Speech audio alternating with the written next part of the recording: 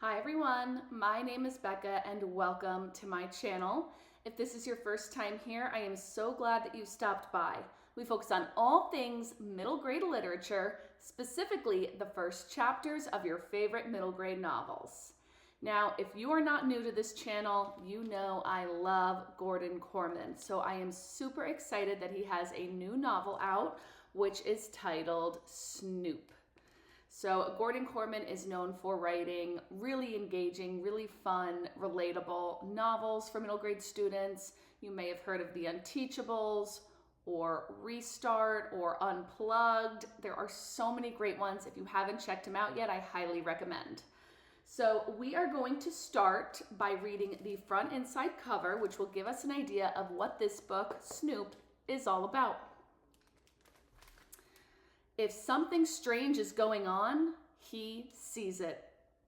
If Carter hadn't been checking his phone, he might have seen his brother coming down the ski slope in his direction.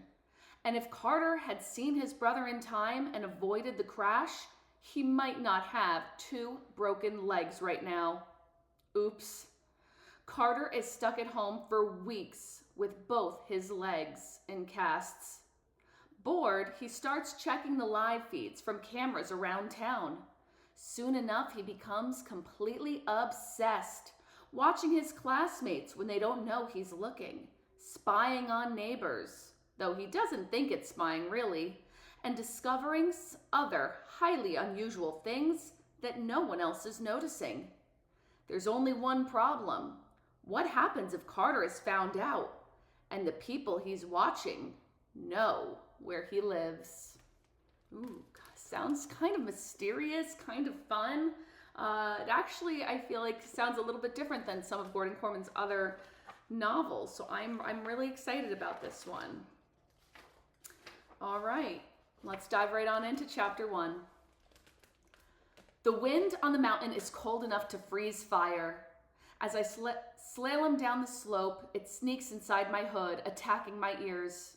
I hear the crunch of my skis digging into the spring snow as I pick up speed. It's beautiful too. Colorado in March, a world-class ski resort, the Rockies all around me. I can see why Dad loves this sport so much. But my mind is focused on the Chattanooga Chop. I'm sure you've seen the viral videos. You swirl your hips, undulate your shoulders, and swing your fists like you're battling with a samurai sword. It's gone totally global by now. The most popular clips have over 50 million views. And the best part is you can do the Chattanooga Chop with anything you like. A hockey stick, an umbrella, a bouquet of flowers, an overgrown zucchini. In my personal favorite, the dancer dressed in the Batman suit is balanced on a tightrope, wielding a roaring chainsaw. Someone off screen is pelting him with overripe tomatoes, and he's slicing them in midair. The world is red-orange with tomato juice. Just thinking about that amazing video makes me start waving my ski poles. I almost overbalance and plow the rest of the way down the run on my face. My father is waiting at the bottom, frowning. What was that all about, Carter? I play innocent. What was what all about? The arm waving, the wobble? I blush, almost hot enough to unfreeze my face. The last thing I want to admit is that I was distracted by a dance I saw on my phone. Since their divorce, my parents have seen eye to eye on exactly one thing and one thing only: the fact that I log far too much screen time. That was the main reason behind this spring break ski trip with Dad, to get me away from my assorted gadgets, computer, TV, tablet, phone, and make me do something active. I don't mind the skiing, and I like spending time with Dad, who lives pretty far away from the rest of us. But every day, 34 million more videos are posted to my favorite app. Obviously, I can't see them all, but I like to get a good cross-section of what's new. The Chattanooga Chop craze will be ancient history before you know it. Right now, people could be doing the dance with table legs, balloon animals, and mozzarella sticks, and I'm left out. I start moving toward the chairlift, high-stepping in my skis. I'll get it right on the next try, I promise. Not now, Dad tells me. I need you to keep an eye on your brother. I want to take a run down the Widowmaker. The Widowmaker is the tallest, steepest, toughest slope on the mountain. That's the kind of ski your dad is, and the kind he expects Martin and me to turn into. I'm closer than Martin, who is 8 years old, and still trying to graduate from the bunny hill. Dad disappears into the crowd around the chairlift. I click out of my skis, sling them over my shoulder, and head off in the direction of the bunny hill. I'm not at all bummed at having to play Martin's babysitter. This is exactly what I hoped would happen. I tap my chest. There it is, right where I stashed it, buried in the layers of Gore-Tex where Dad would never think to look. My phone. If there's any signal at all on this mountain, I should be able to get in some much-needed viewing while Martin travels the length and breadth of the hill on the seat of his ski suit. The bunny hill is a gentle slope not far from the paths that lead back to the main lodge. It's wide and open, dotted with terrified beginners. I know this because I used to be one, and my brother still is. They're flopping, flailing, crawling, and occasionally skiing. 2 or 3 of them are making snow angels. Martin is easy to spot, thanks to the fluorescent lime green ski suit Mom bought him. It hurts my eyes, even though my goggles are supposed to have UV protection. In the time it takes me to trudge to the bottom of the hill, he's fallen and gotten up 3 times. "Hey, Martin," I bellow, waving to let him know I'm here. I don't wait for him to wave back. I'm already digging for my phone. It takes some doing. It's in a pocket of my one-piece long underwear covered by 3 layers plus all my ski stuff. In order to get it out, I had to pull off my mittens and glove liners. At this altitude, I'm going to freeze my fingers off. But it's worth it. Technology at last, my connection to the outside world. And look, I have 2 bars of service. It's a little slow, so the videos take forever to load, but I'm not complaining. Pretty soon I'm watching a deep sea diver in full scuba gear doing the Chattanooga chop underwater with a spear gun. Man, I'm glad I smuggled my phone onto the mountain. I could have missed this. "Carter, I'm doing it!" I hear Martin shout in excitement. I look away from the phone long enough to confirm that my brother really is doing it. He's up on 2 feet, knees bent, picking up speed. "Great," I call absently. Oh no, my video is buffering. The Rockies may be spectacular, but they sure aren't built for connectivity.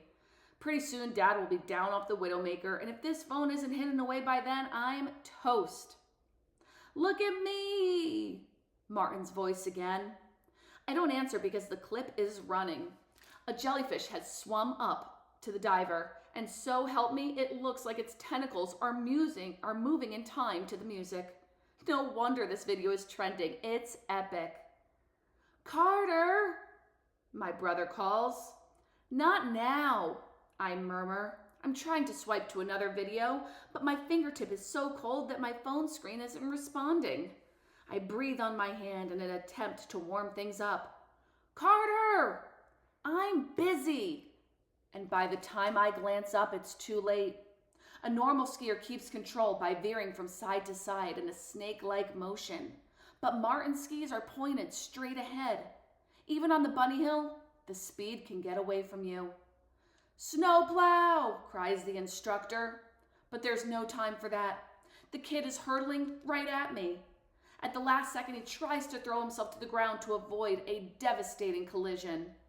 Instead, he turns his body into a human boomerang that hits me just below both knees. It only hurts for a second, but in that instant, it feels like my legs have been dipped in lava. They say that by the time I hit the snow, I was already out cold. I have only a blurry understanding of being in the ambulance. Dad can't ride with me because he has to stay with Martin. The EMTs keep asking about my head, which is weird because that's the only part of me that doesn't hurt right now. Or am I wrong? The pain is so intense it blocks out everything else.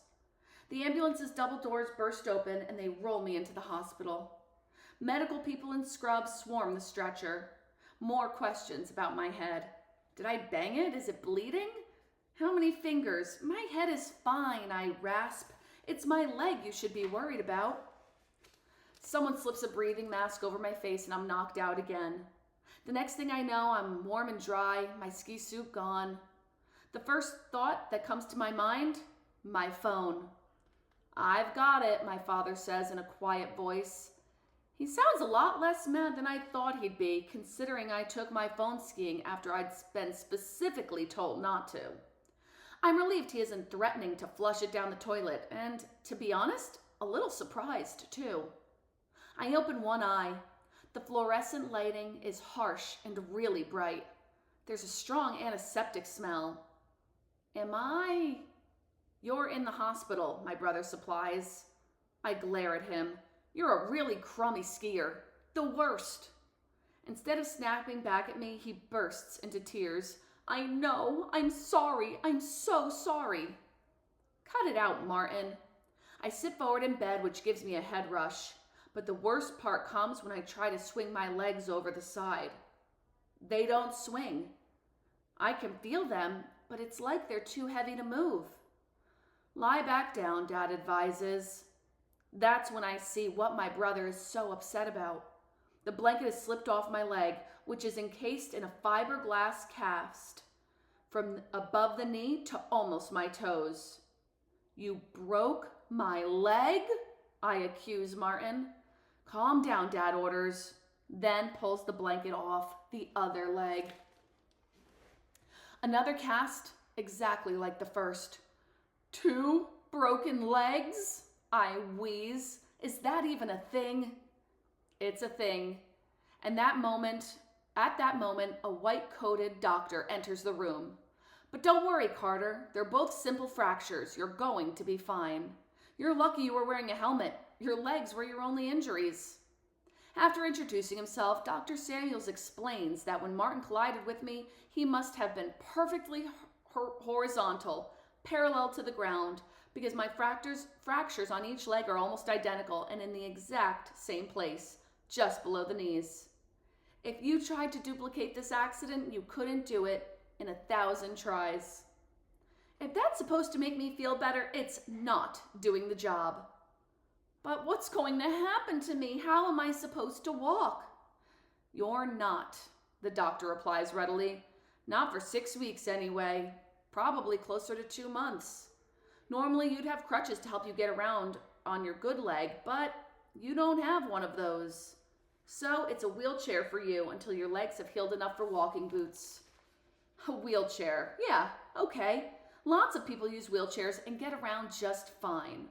But this is so not how I thought spring break would go. For the first time, I'm aware of the dull ache in my splinted leg. Something's wrong, I tell Dr. Samuels in alarm. It's starting to hurt. That's all normal, he explains. You're starting to feel it because the painkillers are wearing off. It'll probably be uncomfortable for the first few days. He turns to Dad. I'll get out of your way. I'm sure you have a lot of plans to make about how you're going to get Carter home to North Carolina. Keep monitoring him and let me know if anything seems off. He scribbles a few notes on my chart and rushes out. Does Mom know? I ask my father. He nods. Oh, she knows. I'm amazed you didn't hear the screaming all the way from Charlotte. It was all I could do to keep her from getting on the next flight here. I'm actually a little disappointed she didn't make the trip. I'm no mama's boy, but a guy needs his mom when he's all busted up like I am. Plus, I wouldn't mind hearing what she has to say to Martin for breaking both my legs. On the other hand, if she came here, she'd be in the same room as Dad, and that's never good. In the end, my father goes on, we decided it's best for her to stay home and get the house ready. Why does the house have to be ready? Martin puts in. Ready for what? Well, for one thing, Dad explains, Carter won't be able to run up and down the stairs, so he'll need a bedroom on the ground floor. So Mom's moving him into the guest room. I'm horrified. You mean the onion room? Our guest room is right next to the kitchen, so a lot of cooking odors go in there. To me, it always smells like fried onions. It'll only be for a couple of months, Dad soothes. I understand it seems like a long road because we're right at the beginning, but it'll be over before you know it. But all my stuff is upstairs, I whine. My computer, my game console. Mom will move it down for you, he promises. But here's something to think about. If you hadn't been staring at your phone, you might have been able to jump out of the way of your flying brother. So this might be the perfect opportunity to reevaluate the amount of time you spend staring at screens. I bite my lip. Talk about kicking a guy while he's down. I mean, I was perfectly fine with staying home this spring break. I didn't need to go skiing. That was a plan hatched by Mom and Dad to get me active. And what did it accomplish for them? Thanks to their scheming, I'm flat on my butt for the next 2 months. An odd notion strikes me, and I think about all the stuff my parents have tried to get me to do to keep me away from screen time. The hikes they wanted me to take, the pool they wanted me to join, the fish they wanted me to catch, the sports they wanted me to sign up for. Not a single one of them will be possible for a kid with 2 broken legs. I can't rock climb, or rollerblade, or square dance, or swim. I figure the only things I can do right now involve staring at a screen. The throbbing pain under my casts suddenly hurts a little less. I won't be doing the Chattanooga Chop anytime soon, but having 2 broken legs might not be the worst thing that ever happened to me. That is the end of chapter 1. I am very curious to see how our main character is going to feel about being totally bedridden for 2 months and all of that screen time he's going to get because of it. If you enjoyed this first chapter Friday Read Aloud, please consider liking and subscribing so you can be notified every time we have another Read Aloud available for you. Teachers, if you are reading this with your students, we have some phenomenal resources. They are linked in the description. First chapter Friday guide, novel study, quizzes, you name it. For actually almost all of Gordon Korman's books. All right, everyone, until next time, happy reading.